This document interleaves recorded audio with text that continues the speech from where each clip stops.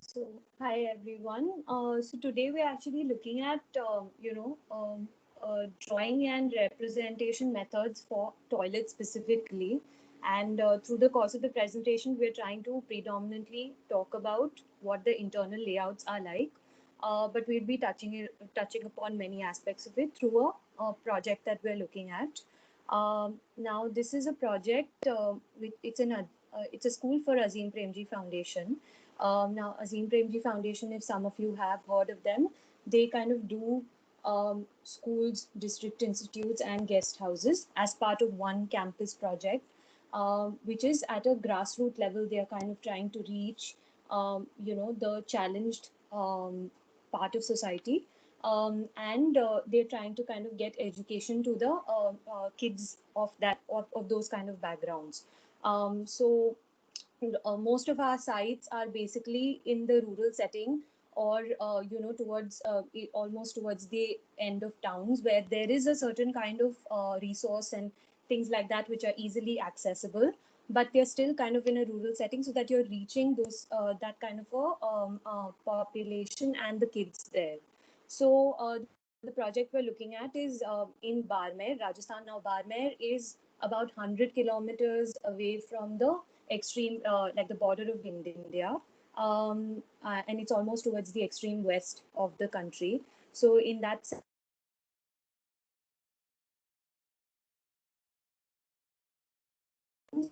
Swati, we lost you in climatic between. condition, and even the soil type, like, did you Swati, lose me yeah, after yeah, a in between. very Yes, long? yes. Not very long. Just repeat the last sentence. You were talking Okay, about the barmaid yeah. and then So, you were, yeah, so the location of Balmain was what I was trying to get at, and that's about 100 kilometers from the border, of India. So it's almost towards the extreme west of the country, and that's why it has a very extreme kind of climate condition. And as compared to many other towns and cities in the state, this has a more varied, extreme kind of climate. So your sun days are going up to 48 to 50 degrees, and sometimes you receive rainfall for just like about a day in the year, and that's about it. So you're negotiating like between various kind of elements as well. But those are things that we'll probably touch upon subsequently in other lectures as well. So now I'm just trying to set the context for you for this project. So as part of schools for foundation, I mean the campus projects for Azim Premji Foundation, we always have labs as part of the kind of entire project. And then you have your proposed school and the district institute and guest house. Now this is actually a different kind of a situation. uh, this is this happened to be a refurbished project. Otherwise we do all kinds of projects from scratch. Are two existing blocks of buildings, and we kind of intervened and tried to ensure that the structure is taken care of, and structurally there had to be a lot of things that needed to be done, and we've kind of changed the layout a little bit to suit all the requirements of the school that is required as part of the Azim Premji Foundation requirements. So now yeah, so what you see here is all the existing kind of situation, and this drawing essentially is talking about stuff that we need to change as a proposed kind of schedule, so yeah, I mean the reason I've kind of also put the entire template in place, etc., is to just get you accustomed to looking at that, because eventually a good for construction drawing or a tender drawing will always be set on a sheet layout of the particular office, and then you kind of have your everything that you need to say on the template. There is the notes that you give as general notes. There's always a key plan, and you mark the notes, and then you kind of tell them what stage you're looking at. And then there's multiple other things about, you write about your consultants and where everybody who's part of the project, and then there are details of which kind of level of drawing is this, and sometimes you have revisions, so then there is an R0 and then R1 and all those kind of things, dates, who is handling the project, and what kind of name of the project, and all those kind of details details of numbers and all those kind of things. So that is something you'll learn, but we just thought it would be good for you to look at it visually. So now we're just looking at the toilet plans of the blocks in the school layout, in the school plan, and I'll just go to the plan of the school side of it. Yeah. So now this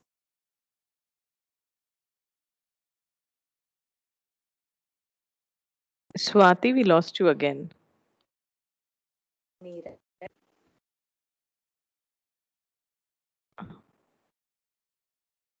Yeah. Swati? No, I think there is this, there is it the Is it bandwidth very bad issue? from 1 second? I'm just trying to connect to another connection. 1 second. Oh, okay, sure. Yeah, we'll wait. Yeah.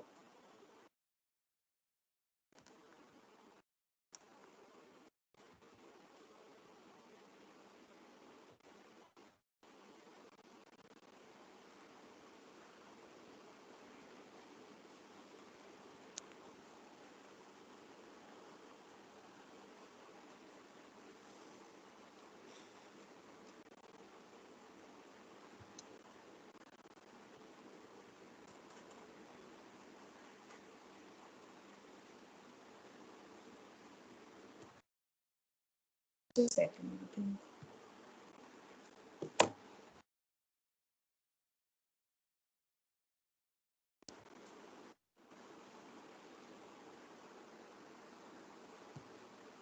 Am I audible now?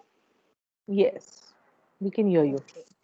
Okay. So I'll continue. If you all can't hear me at some point, just stop me and I Sure, can sure. repeat that. Sure, I'll let you know. Yeah. Yeah. Yeah. So so we're looking.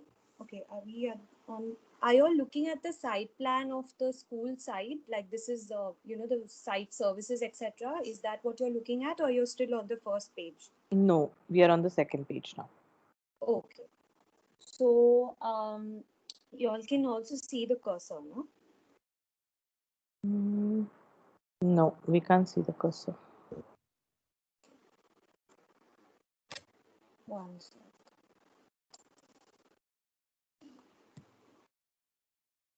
Yeah, now when you move, Okay, I'll just make it full screen again. sorry.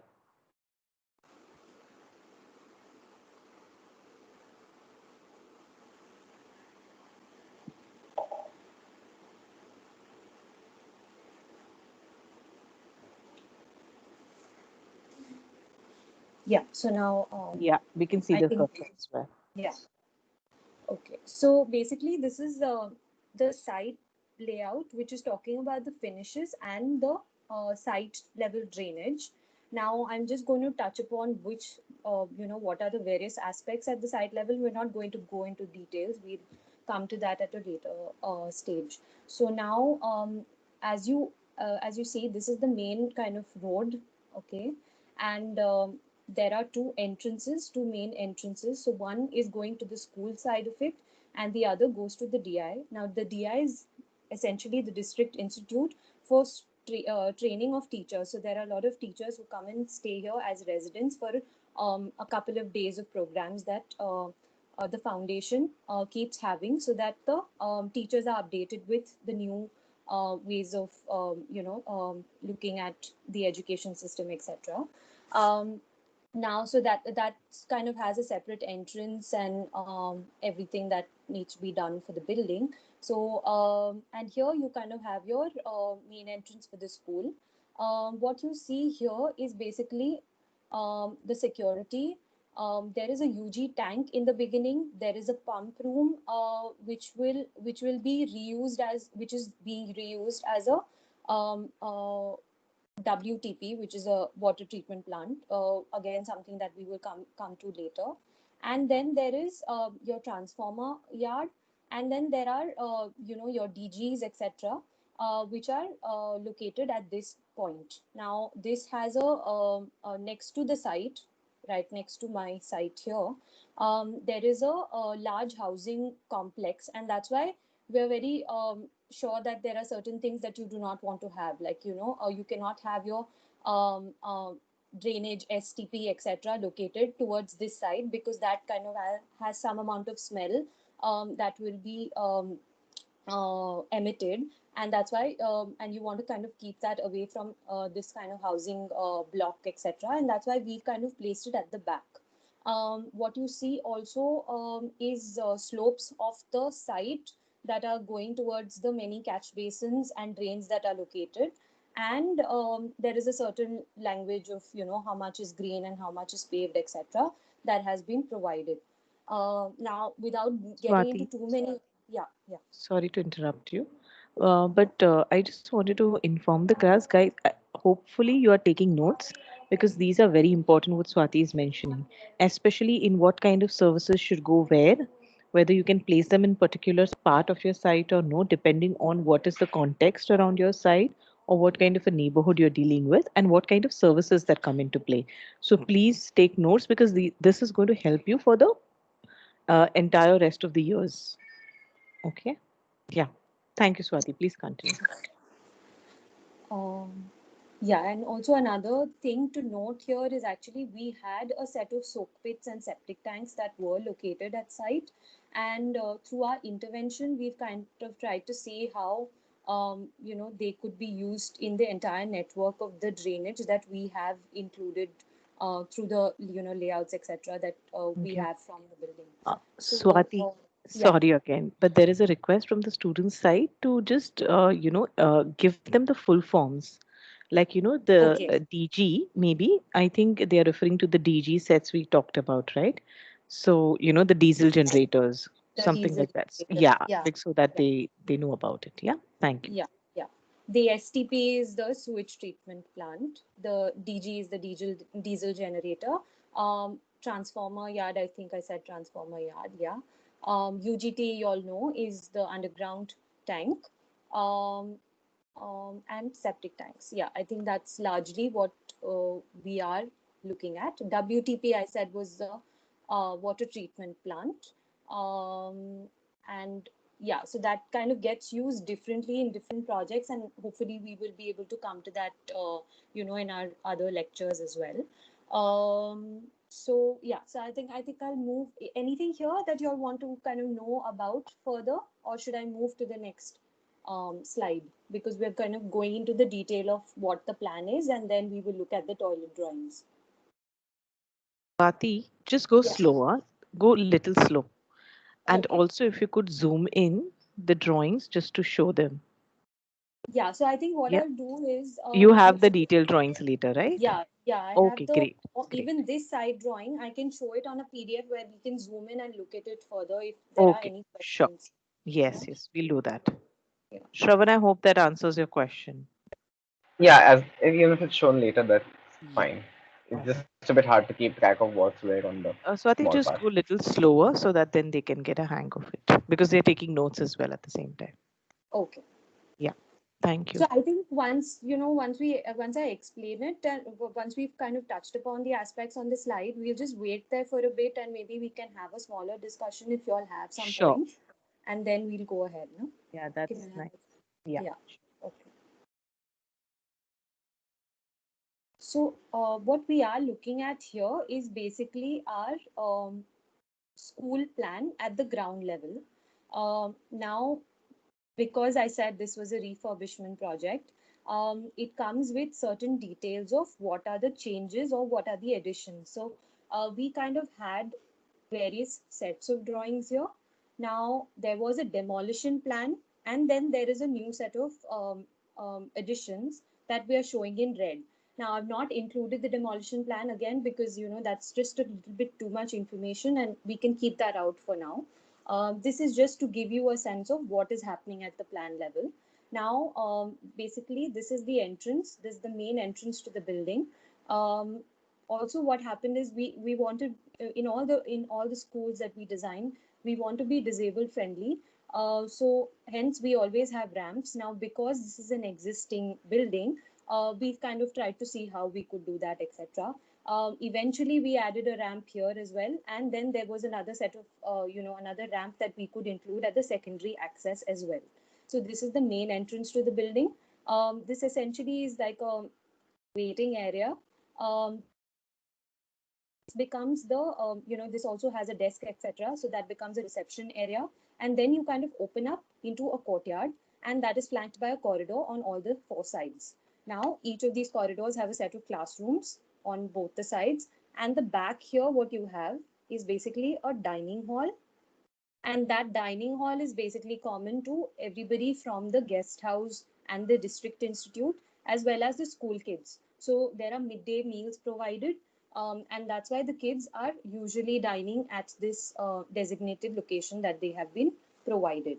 Also, as part of the project, there's always a kitchen garden, etc., that we provide, because then the kids are introduced to the idea of vegetation and growing your own produce, etc. And that is something that they will take forward with them. So through the design and many programs that are introduced, this is something that is inculcated in them uh, from the very beginning. So so that is what largely we are looking at. Now the two toilet blocks that we're going to kind of look at is because they are larger ones, and we can look at the cubicles and everything that goes with it. That is the girls' washroom here on the ground floor towards one side, and then there is this boys' washroom towards, sorry, the boys' washroom here towards this side, and then the girls' washroom down here, as you see. Yeah, so these are the main toilet blocks that we will be looking at. Any questions here? Anything that you want me to repeat?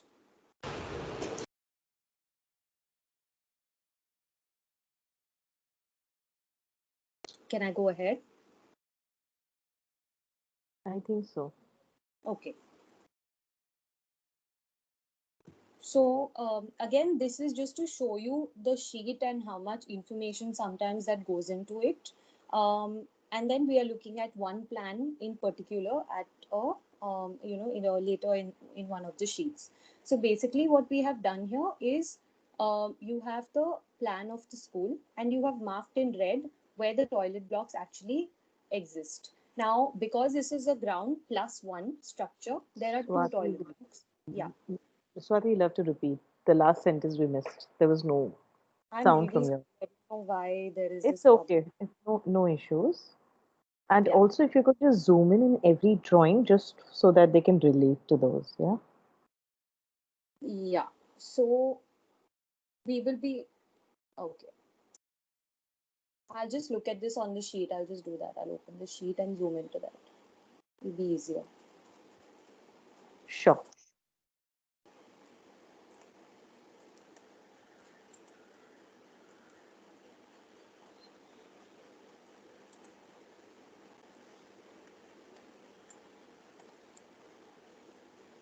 Yeah. So like like I was saying, basically, we've come to the sheet where we're talking about all the details of the toilet block. So basically, you have in key plan, you show the location of where this block kind of exists in the building. And so that is marked in red. Now, because this is a ground plus one structure, um, they are stacked one above the other. And we are showing on the ground floor layout and the first floor layout that this is where the toilet block is located. So you can kind of know where this is in plan. So somebody who's executing the project at site knows exactly where what we are talking about. Okay. So now we will go to the boys toilet here. Are you all able to see the plan clearly now? The text is a bit iffy, but that could be just my resolution. Yeah, so we can zoom into it like a little bit more if you if I zoom into it, are you able to see it clearly? Yes. Yeah. Much more clearly. Okay. So I'll come to the text part of it and what are the materials, etc. We'll just talk about the layout first. So basically, yeah, now what you're looking at is this block, which is about 6.5 meters by, this is, yeah, about 6.5 on both sides, 6.5 by 7 you can consider. And we're looking at kind of four cubicles, and there are certain set of urinals that are provided. And initially, at the beginning, you have this water trough. Now, again, we don't have this idea of wash basins in any of the schools. We are providing water troughs, and because this kind of this falls on the ground floor, the water trough is actually slightly lower, about 650 from the floor level, because the kids that we are doing this for are much younger.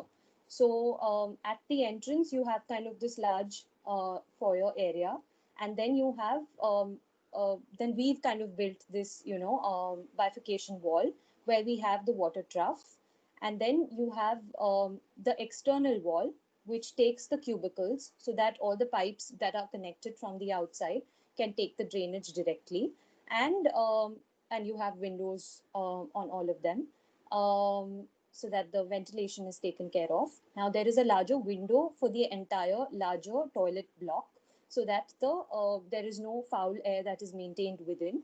And then you kind of create a separate niche for the urinals, and you have 8 numbers. Yeah, I think that there is a certain so yeah, we've gone by the NBC norms for the number of cubicles that need to be provided. I think I don't remember the calculations exactly right now. I will come back to that to just tell you I'm going to offhand. cover that in the next class, in the Yeah, Thursday. So yeah. no worries about that. Yeah, so I mean, we did the calculation and kind of provided what we needed to.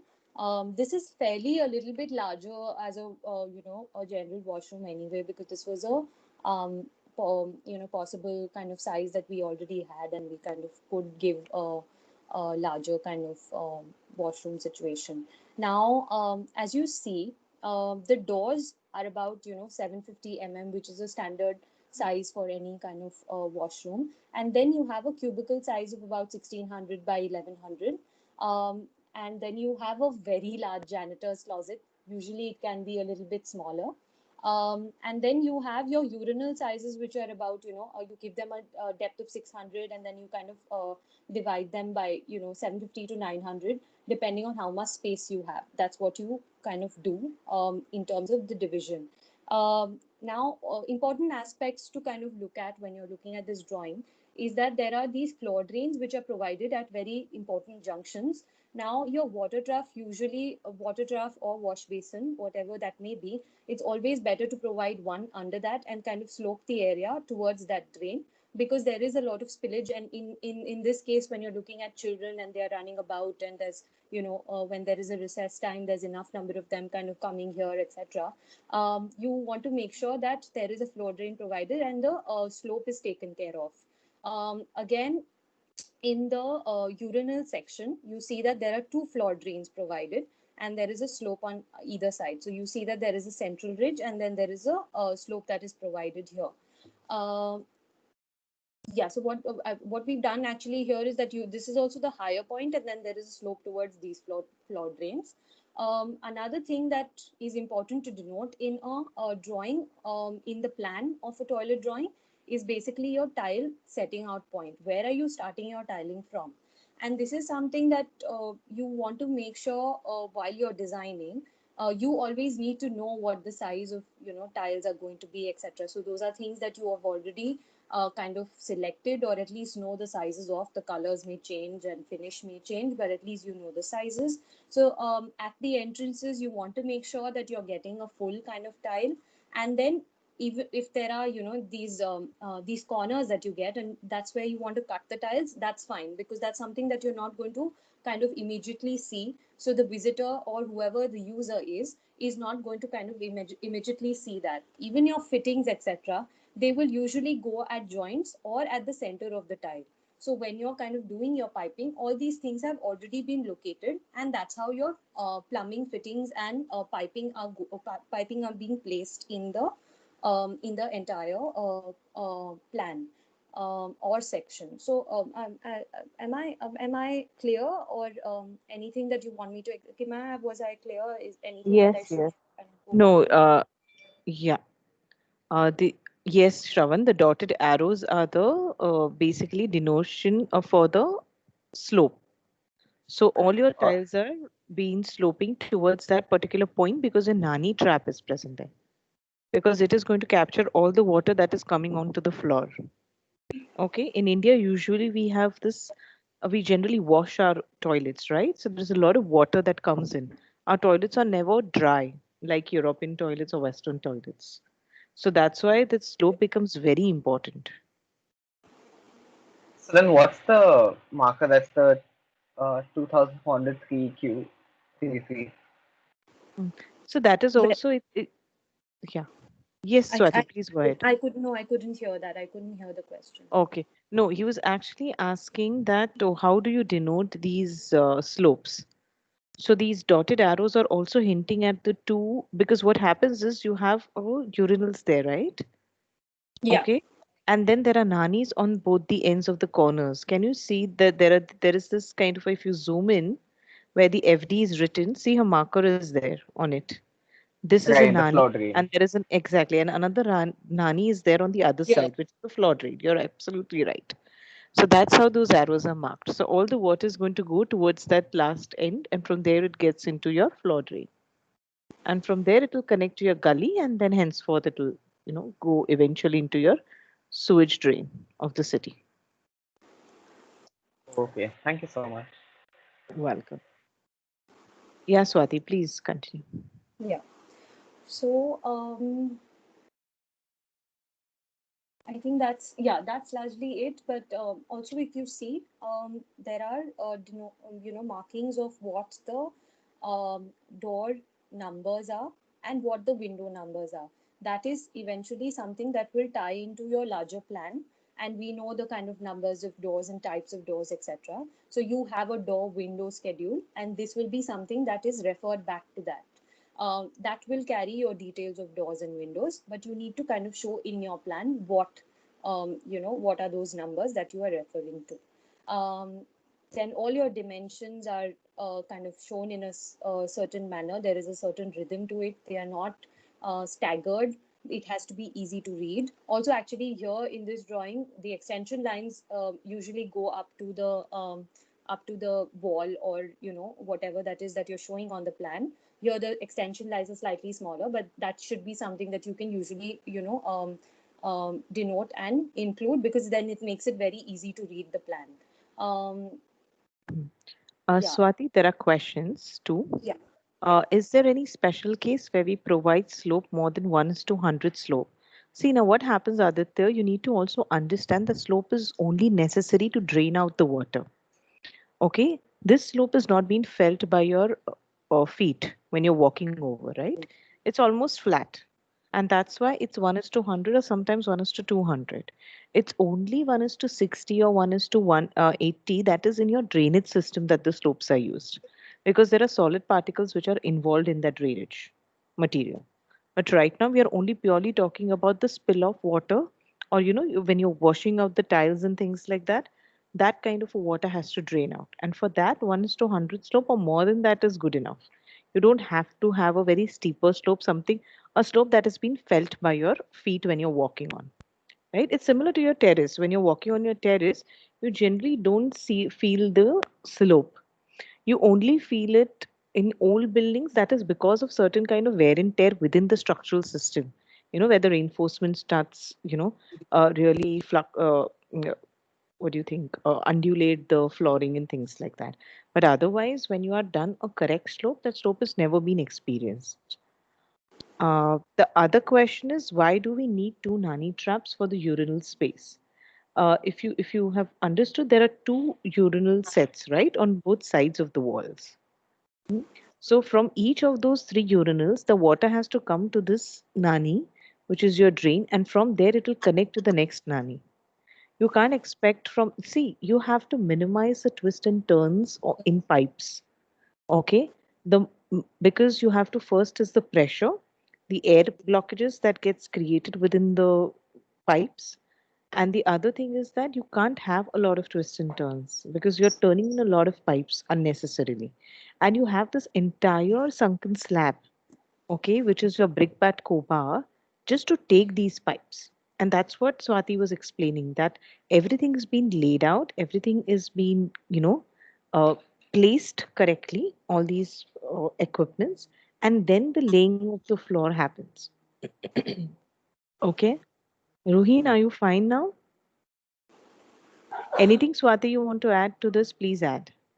Yeah, I think I'll just talk about it from the context point of view also, because it might just make it clear. And it's Okay. not so, some of these things are not absolute. So it's not, suppose you are not able to have two of these nahanis, then you would probably need to kind of deal with one and uh, see what happens. Here what happened was also that you have, yeah, like Kimaya already explained, there is a need to kind of reduce the twists and turns and bends and slopes in the pipe, because then that reduces your filling, which we'll try and show you in the section as well. But here there was another thing was that I think we had two pipes as wastewater pipes here already. So this was easier for us to just directly connect that and take that down. So it just made a life a little bit easier, and the drainage system that way easier. Also, because we are draining this large portion um, uh, out, and you're looking at kids using it, there is going to be a lot of water spillage, etc., that is happening. You just want to drain that out quickly because of that. Another thing is that because we're doing a series of these schools, and Azim Premji Foundation is constantly doing this. There's a lot of learning and understanding and notes that are taken from previous schools as well. So now the team is also studying that and then coming back to us and telling us that this is what we've noticed in another school, and we feel that they take too much interest in understanding like every point of it, etc. So they'll come back to us and they'd be like, no, I think we need to have two drains in this area, because we saw that the kids are using it, and there's too much water spillage happening in the urinal section, and that's why it's important to provide that. So it's a lot of things that come into play while you're making these kind of decisions, and it's based on many of these discussions also. So this was just to add to whatever Kimaya said, and kind of set it in context of how the work and decision making happens as well. Yeah. So that was Swati, just, yeah. I just have one question. Sorry to interrupt you in between Yeah. so much. But the gray color that you have given it's only to demarcate the external wall, or it's also the change in the material? No, the gray here. Hmm. This is In the wall, actually just, yeah. This just to is show just the to external wall. show existing walls actually, Okay, okay, okay, existing okay. walls, Got and it. these are the ones that we are doing as block work as additions. So that was easier for the site team to understand. Okay, sure. Okay, yeah. Thank you. So I was actually trying to understand if they are shear walls, then the design decision, everything starts changing because there are certain limitations that come in. Yeah. So No, but that's why these I are asked not you that particular question. these are not sheer walls. Okay. These are brick Okay. walls inside. Okay, fine. Thank you. So I think I'll just touch upon the handicap toilet also, so that it just gives you a visual understanding of how one designs that. So this is actually happening on the first floor. So the block that you saw, this one is happening on the ground floor. This block is happening above it. Yeah. So again, I mean, now that we've had this large discussion about the floor drain, it's important to notice that actually there are two. This is a mistake in the drawing. This was something that we've corrected in the sketch and given back to them. So these mistakes happen, and sometimes you have to kind of give it back with the correct information to site. Um, yeah. So now this space that we had in the front as the larger foyer at the ground floor, we've kind of used that to create a handicap toilet. And here now the requirements are slightly, because you need to create a larger space. Usually you would also want to open this door out, because once one enters, it's kind of difficult for them to turn around and shut this, or sometimes you do not have enough space between the door swing and the space that is required for your wheelchair. So usually you try and keep it turning out, but we've kind of tried to keep it in here because of the constraints that we had from the outside. And then there is a certain amount of size that we have provided, which is as per the standards of what is required for a wheelchair to turn. And then you have a wash basin towards the corner, and then there is your the English WC, with the kind of holding mechanism, etc., that is required, because in case they need to use any of these bars to kind of stand up or get up, or any kind of use that is required inside to move around. So that is the reason this toilet size becomes much larger as compared to a normal cubicle you may provide. And that's something you have to keep in mind, and that's why the spaces need to be designed and designated from the beginning with those kind of sizes in mind. So after we've kind of located that, the rest of it, in a sense, goes by the same logic that we did on the ground floor. The logic here is also the same for the urinals. And then you have your kind of water trough, which is coming in the center, and then you have the Nahani under that. And one thing I just want to kind of point out here as well is that when you're doing Indian WC, there's enough amount of when you're draining it, there is enough that is the WC that is taking already, and then the rest of the spillage goes into the floor drain, so that the stress on the floor drain is a little bit lesser as such as compared to the English WC, because it's not at the floor level. Now and those are some things that come up in the discussion when you're kind of designing it, and that's the reason I kind of just wanted to mention it here. Now, yeah, so I mean that's that with the first floor kind of layout. Is if there's any questions, we can take them now. Is there a reason there's a second tile drop around SB2? Around Yeah, the here. tile drop. Yeah. Um, Yeah, so one thing is that we kind of drain this out towards the outside. Okay, so the foyer area or the corridor gets drained outside. So this becomes like a ridge point. Okay, so this doesn't go into the washroom. Okay, and then this whatever portion has to be drained is then kind of sloped in a certain manner to be taken care of on the inside. So this is becoming a threshold. Oh, so the But entrance is higher than the uh, corridor. The corridor with the washroom. The entrance is higher than that. See, the difference is a tile difference. Even in a yeah, tile drop, it's just a tile difference. So you can imagine the thickness of the tile is just to ensure that the water doesn't spill over. Otherwise, that easily someone can. But you don't feel it also when you actually step down. It's not like one step, which is 150 riser. It's not that. We are talking here about 20 mm, 20. 15 something like that. So sorry, I Just to, misunderstood. I thought the water could flow from inside to outside, but not outside to inside. But I think it's the reverse. From the threshold is protected against the rest of the bathroom, right? With the tile drop. Shravan, actually, it shouldn't be either way. So the water from Yeah, the outside shouldn't come in, and definitely not from the inside to the outside. yeah. Now, this is also a specific and special condition. So I just want to mention that here. Thanks for asking. Now, so the thing is that because this is an existing project again, actually, we usually don't give tile drops as any of these entrances. We try and make sure that the slopes are taking care of all these, aspects of the water spillage, because the kids tend to also kind of sometimes hit against these 15 as small as 15 also, because they are really young. So we try and avoid any of these tile drops in any case. But we didn't really have an option here, because this was an existing condition, and if we didn't take care of that, we would have the water kind of spilling on both ways. So that was one aspect of it. So when you're generally designing schools, you try and avoid these tile drops at entrances, because that's where you see that the kids trip the most.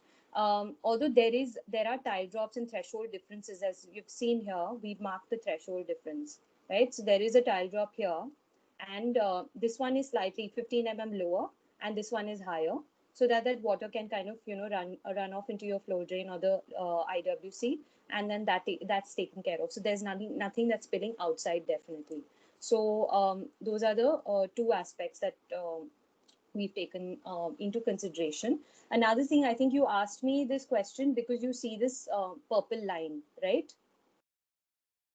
Yeah, the dark purple kind of Yeah, so cutting now off. that purple line is actually not to denote a tile drop in this case, because we've, from the other schools that we've done, there has been this question of what this, how are, because these are dwarf walls, which I'll show you in the elevation or the section.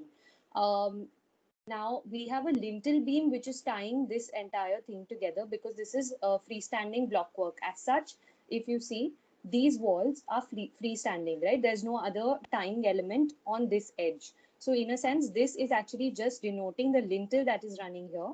And this was because we needed to highlight that to them. And there was a certain conversation that was going on with site that this has been marked in a different color. So this, what you're seeing is denoting basically the lintel line and not the tile drop. So just to clarify that, I'm explaining this. Yeah, so I'll show you that in the section now. Is the plan now clear? Should I move to the section?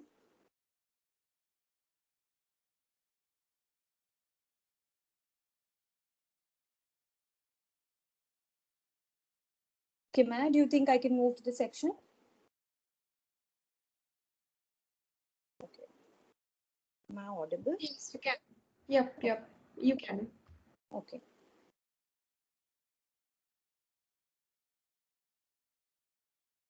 So this section, as you see, is basically, we've taken the section here. So you're seeing these urinals in elevation, and then you're seeing one cubicle being cut. Um, One sec, I just want to check something. Yeah, okay.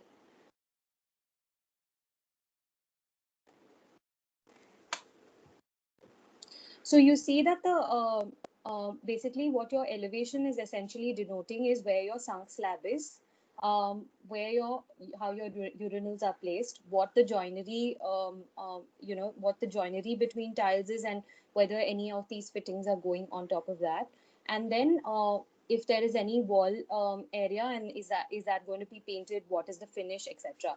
So essentially you're kind of giving the dimensions, you're talking about finishes, and then you're talking about anything specifically that you want to give in section. There is one error in this ground floor section. Is somebody able to say what that is, or should I explain it? It's something that I will stay with you if we talk about it now. So it will be interesting to kind of just discuss it. Anybody who can point out what the error is?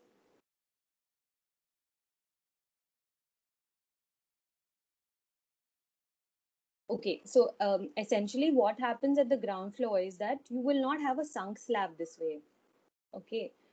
Basically, what will happen is that you will have your beam, the plinth beam, and then you will have your foundation section happening under it. So there'll be a footing, etc. And you will not have this kind of a situation. It's compacted earth. Okay, I try and show you a sketch later to explain this.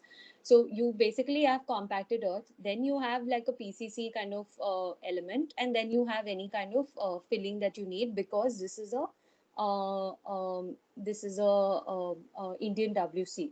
So as such, you do not have a grade slab here. Okay, so it will just be a layer of PCC, and that's going to be sitting on top of any compacted earth. So this is something which has been denoted incorrectly, and that has been corrected with the site at a later stage. Um, Now, yeah, so now the other thing is that you have your partition walls between urinals. Now these are also sizes that have been decided upon, considering what age of kids you're looking at, etc., and then the location of the urinals and heights, etc., have been placed based on that. You are kind of showing where your cistern is, your flush tank will be sitting, how is the Indian WC being fixed on the floor, and the tile sizes are being denoted, so that you make sure that your tile line, the top line of the tile, is maintained throughout as a standard line. And then you have the lintel that I was talking about, that you show separately. And the reason that this is sticking out like that over the tile line is because the finish of the lintel is same as the paint finish. So basically, when we decided that this is going to be the paint finish, then the lintel is also going to be finished in the same way, and that's why you have the line which is matching there. So you have both your paint lines which are matching, and then everything else is kind of tiled and in the same material. So These aspects matter a lot also, where your finish line changes, how are you treating each of these junctions, if there are going to be grooves, where do they happen. All these are things that you kind of try and show in your section or elevation. um, and you kind of have, you know, all your specification mentioning everything that you need to talk about. What the, you know, what the partitions are made of. They are made of black granite. Whether you have, you know, what kind of filling that you have in the sunk slab. What kind of dimensions do you need in terms of divisions between any of these fittings. All are these things that you're talking about in your section. Okay. um, if you all are okay, can I move to the elevation now? Because I mean, those are just elevations of. Okay. Swati, how much time you will take? Because 2:20 our class has ended, but Yeah. should we finish the elevations first Yeah, and then I think next? Oh, we'll just. let's do Yeah. that. We'll Yeah. little, yeah. Okay. So, yeah. So, I mean, this elevation is pretty straightforward. This is just basically showing the doors of outside the cubicles, and you're kind of just seeing the elevation. The door numbers have been denoted. Which side is the handle? Which side is the hinge? That has been denoted. Then, and any of the heights that you need to mention, that has been shown. Okay. And now this is another section which is kind of just cutting through the cubicles.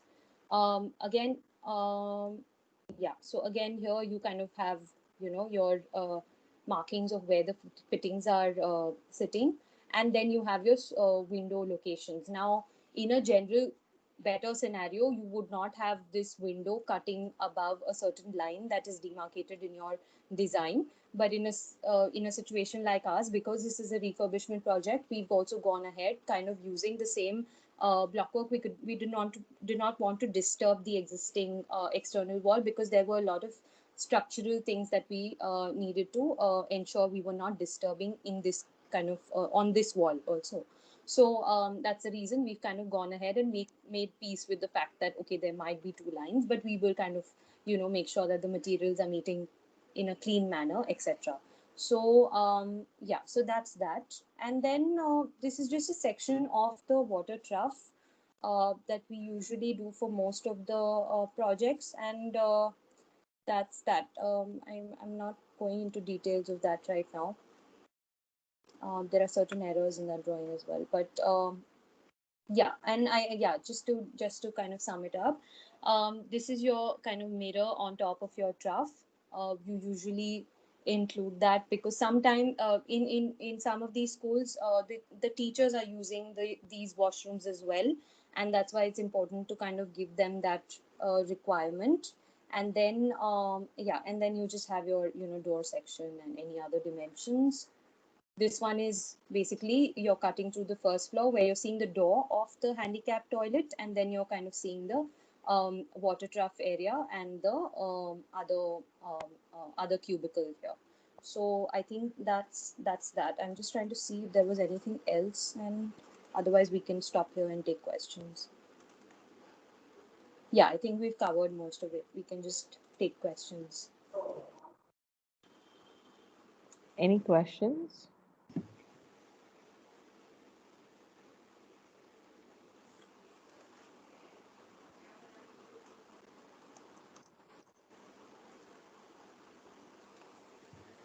Uh, Hello. Yes, any questions, guys? Yeah, actually, Kimaya, I have a question. Yes. Now, in the section that is there on the screen, if Mhm. you that the beam is actually an inverted beam, so in and it's a sunk slab. So how do you get the sewage lines out of that? Because you cannot disturb the beam, and there'll be pipelines that should be coming out. So how do you manage that then? Your Kimya, should I answer that Yeah, question? yeah, sure, sure, sure. Please go ahead. Yeah, so usually wherever that there is a need to crossover, you are, you know, in any of these inverted beam scenarios, you kind of leave a sleeve because that is something that is pre-decided when you're doing the structural decision making. In this case, we already have in this building case, we already have our downtake pipes at the designated locations. And if there are any connections that needed to be made, those connections are also already existing. What we are doing is just probably changing the pipe. Okay, so that sleeve has already been made, and we are kind of just replacing the pipe if required, if it's broken or whatever that may be. So in a sense, in a new structure, you're always leaving sleeves in if you're kind of passing through any structural member. It's always tied into your project, in your structural drawing. Okay, okay, yeah. Thank you. Shravan has a question. He has raised his hand. So in terms of the plan, Yeah. the first floor and the ground floor have a slightly different drainage layout because of the wash basins being moved from one place to another. Yeah. So did that affect the drainage layout in any way that was drastic, or was it easily kind of dealt with? Yeah, not really. It didn't affect too much because there is a certain amount of filling, and the thing is that this level that we have provided, right, that's about 450 of depth you have as a sunken slab. So in a sense, the slopes that you need between pipes, because now you have a new Nahani trap here, right, in the first floor. You have enough space to slope that pipe and take it to this drain if required, if that is your final drain and that's going into the pipe. So we didn't have so much of a problem because it's not that we've raised the slab only at the Indian toilet situation. The whole thing has been raised, and then you have the 450 drop. So that was not a problem. All right, thank you. There's enough depth for your pipes to travel, so that was not an issue. Okay.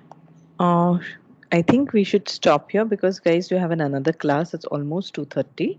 Let's continue the discussion in the Thursday class. And Kima, I had a question about Yes. IDS. Like my design, Mm. it's particular to my design. It's not a very general design. But Okay. I'm incorporating a retractable roof system along with a rainwater harvesting system. So the way the retractable roof slopes won't affect how like the rainwater is harvested, right? Because I plan on having it retracted during the summer months, and then during the monsoon it kind of covers up the spaces. You just need to understand from where the downtake is going to come. So you're sloping, the direction of the slope will be important. Yeah. So I Yeah. wasn't actually Shravan, you taking can a get in downtake touch from with me the and roof. Swati separately, and then we can Right, discuss. cool. I'm sorry, but Rajata Yeah, I understand. waiting Right, in the sorry. other window. So, okay. Thank you so much, Swati. I'm just stopped the recording. Okay. So